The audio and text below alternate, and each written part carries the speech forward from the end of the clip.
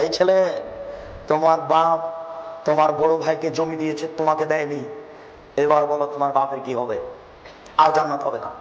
শোন, বাংলাদেশের নোংরা নীতি, প্রায় পরিবারে তোমার বাপের 90 শতক জমি, তুমি আর তোমার 2টা বোন, বা তুমি আর তোমার 1টা বোন, বলতো তোমার বাপ মরার পরে 60 শতক নিবা তুমি, আর 30 শতক নিবে তোমার বোন। তো এই 30 শতককে তোমার কাছে একদিন থাকার অনুমতি আছে? তো বছর বছর আছে কেন? বুঝাতে পারলাম না কথা মনে হয়? আগামীকাল সন্ধ্যা হতে হতে বোনের ভাগ দিতে হবে, তারপরে কোনো কথা আছে? গাজীপুর শহরে বাপের জমি আছে, তাতে কি হবে? প্রয়োজনে ভিক্ষা করে খাবো, বোনের জমি খাবো না। আপনি বুঝতে পারছেন না? আপনাকে আমি একটা বাক্য বুঝাতে পারিনি? আল্লাহ রসুল বলেছেন,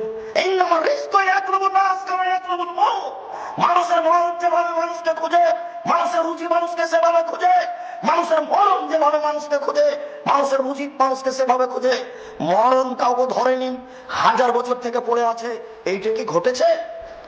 মরেনি এমন কোন মানুষ কি আছে? মরণ যেমন মানুষকে খুঁজে, মানুষের রুচি তেমন মানুষকে খুঁজে।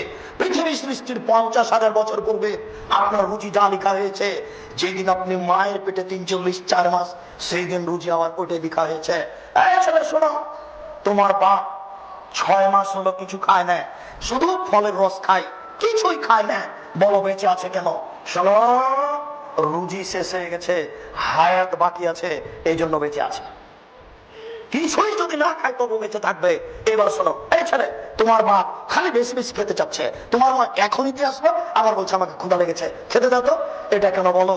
তোমার বাপের হায়াত শেষ হয়ে গেছে, রুজি বাকি আছে।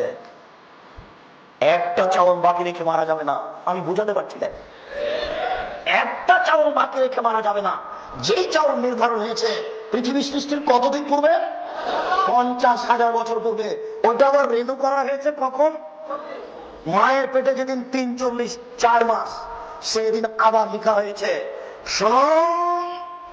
আগামীকাল সন্ধ্যা হতে হতে বোনের ভাগ দিবেন, তাহাজ্জুদ পড়ে জান্নাত কেনার চেষ্টা করিয়েন না।